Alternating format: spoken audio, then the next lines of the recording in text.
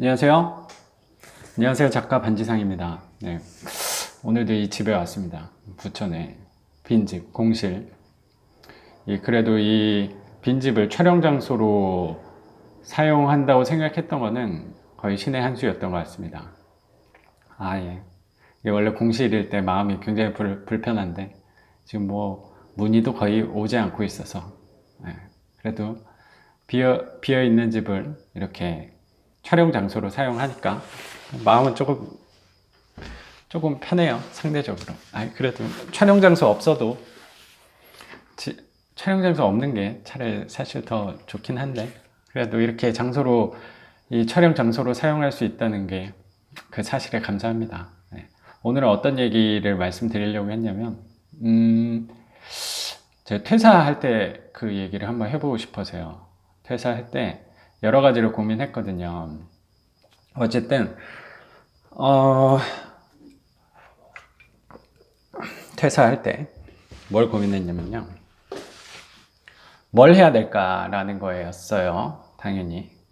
근데 뭐 사람들이 말씀하시는 게 당신은 월세를 받고 있으니까 퇴사하는데 뭐 별로 문제는 안 되지 않겠냐 라고 뭐 생각하시는 분들도 있으실 거예요, 당연히. 근데 그때 제 상황은 굳이 뭐 회사를 그만둘 필요가 없었거든요. 회사를 그만둘 필요가 없었던 이유가, 사실 제가 뭐 그 이론을 조금 빌려와서 제 책에다 좀 넣었는데, 월급이라는 파이프라인에서 이 물을 받아 먹고 있었죠. 그리고 월세라는 파이프라인에서 또 이 생활 식수를 공급을 받고 있었는데, 굳이 제가 월급을 끊어버릴 필요가 없었거든요. 그때 상황에서는 회사도 많이 안정돼 있었고, 뭐 월급이 밀리거나 그런 일은 사실 좀 덜 했거든요. 근데 굳이 왜 회사를 그만뒀냐? 퇴사를 준비하면서 뭘 좀 해봐야 될까라고 생각을 했을 때 몇 가지 생각이 있었어요. 퇴사를 하고, 첫 번째가 뭐였냐면, 제가 책을 쓰게 된 계기였죠. 그 생각을 하게 된 게 왜 그랬냐면, 이거 분명히 그 시청자분들도 도움이 되실 것 같아서 제가 말씀을 드리는 거예요. 어떤 부분을 고민했냐면 경쟁력에 대해서 좀 고민을 했어요. 사실 첫 번째 고민했던 건 뭐였냐면, 퇴사를 준비하면서 고민했던 게, 사실 대부분이 이 방법을 선택하시는 것 같아요. 뭐냐면, 대학원을 갈까 고민을 사실 했어요. 제가 또 하는 일이 토목 설계 일을 하고 있다 보니까 대학원에 가면 분명히 유리한 점이 있어요. 뭐 기술자 점수도 높아질 수 있고, 또 기술자 점수가 또 높아지면 그 회사에서 활용 가치가 사실 되게 좋아지거든요. 그래서 조금 더 오래 근무할 수 있는 확률이 높아지겠죠. 왜냐면 회사에서 좀 필요한 거니까. 그것도 그렇고, 대학원을 갈까 그 생각을 했는데, 대학원을 가고 그 다음에 좀 더 욕심이 생긴다면 뭐 박사까지 한번 해볼까 라는 생각이 있었는데, 제가 왜 안 했냐면, 당연히 첫 번째는 돈이 없었어요. 돈이, 대학원 가는 것도 비싸고, 또 뭐 박사까지 한다니 이건 뭐 거의 집 한 채를 날려야 되는 돈인데, 그리고 그 시간에 대해서 사실 좀 자신이 없어서 그동안 내가 공부를 할 수 있을까 생각을 해봤는데, 제가 그렇게 공부를 좋아하는 사람은 아닌 것 같아서. 그리고 공부를 좋아하지 않는데 2년 동안 내가 대학원을 대학원을 다니면서 이게 쉬운 건 아니잖아요. 뭐 요새 뭐 상대적으로 또 대학원 가시는 분들 많으니까 상대적으로 쉬운 건 당연히 아닌데, 저는 그 기간 동안 공부할 자신이 없었어요. 공부 사실 좀 하기 싫었거든요. 공부 이미 이 토목에 대한 공부는 뭐 거의 한 10년 동안 했으니까 뭐 할 만큼 했다고 생각을 해서. 근데 그렇게 저랑 맞지는 않는 것 같더라고요. 그러니까 하나가 돈이 많이 들었고, 또 하나는 저를 생각해 봤을 때 제가 그렇게 공부를 좋아하는 것 같지가 않았어요. 토목학에 대한 공부는 제가 좋아하지 않았어요. 그리고 마지막으로 한번 생각을 해봤을 때, 이 대학원 가는 사람들은 사실 요즘에 생각보다 많아요. 그런 생각 때문에 그렇게 전화 반지하를 했던 이유도 사람들이 많이 하지 않았기 때문에 했던 거잖아요. 그래서 거기서 경쟁력을 찾을 수 있었던 거지. 경쟁력이란 건 제가 뭐냐고 생각하냐면 사람들이 많이 가지 않는 길이 경쟁력이 있는 길이라고 생각을 해요. 대학원은 사실 가는 사람들이 굉장히 많은 것 같아요. 상대적으로 예전보다. 왜냐면 본인의 경쟁력을 취할 수 있는 게 대학원이라고 생각하시는 분들이 많은 것 같아요. 뭐 그 부분에 저도 당연히 동의해요. 그리고 제 친구들도 그렇게 회사 다니면서 대학원에 가는 경우가 있었으니까. 근데 저는 상대적으로 많은 사람들이 가기 때문에 안 했어요.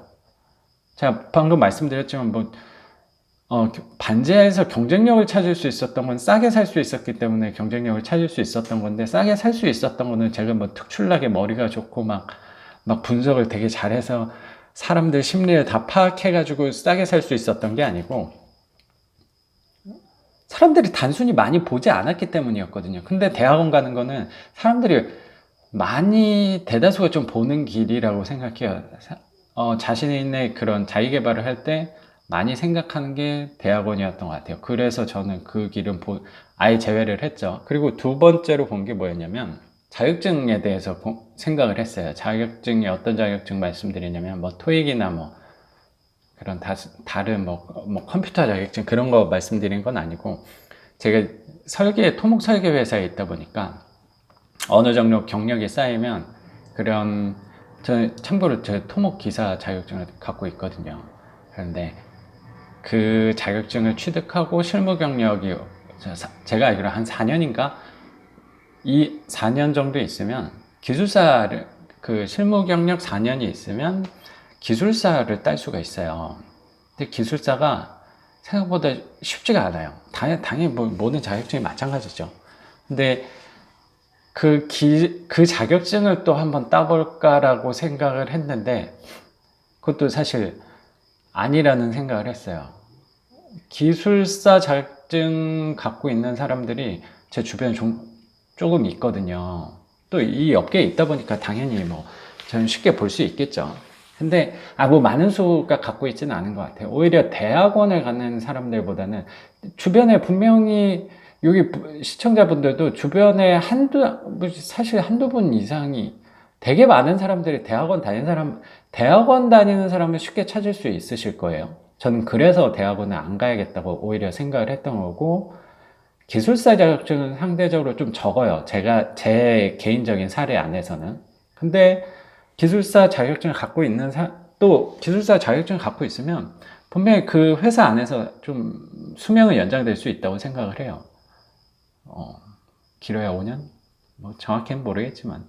근데 기술사 자격증을 갖고 있으셨던 제 위에 선배분들을 봤을 때, 그들의 삶이 그렇게 부럽지는 않았어요. 그냥 별 차이가 없었어요. 그 몇 년 더 하는 게 저한테는 그렇게 의미가 없어요. 저는 회사를 내가 계속 다녀야겠다라는 생각은 사실 갖고 있지 않았거든요. 그런 것 때문에 또 기술사 자격증, 그리고 기술사 자격증도 상대적으로 적긴 하지만 꽤 있었어요. 근데 그 사람들, 그 5년 정도 내 수명을 연장하려고 기술사 자격증, 그게 쉽지 않은 자격증이거든요. 보통은 1년, 2년 걸려서 따기도 쉽지가 않아요. 그래서 저는 기술사 그리고 제가 또 공부를 별로 이 토목 공부는 별로 하고 싶지가 않아서, 그래서 그 기술사 자격증에 대해서는 사실 포기를 했죠. 네, 저랑 맞지 않는 것 같아서 그것도. 그래서 제가 세 번째로 생각한 게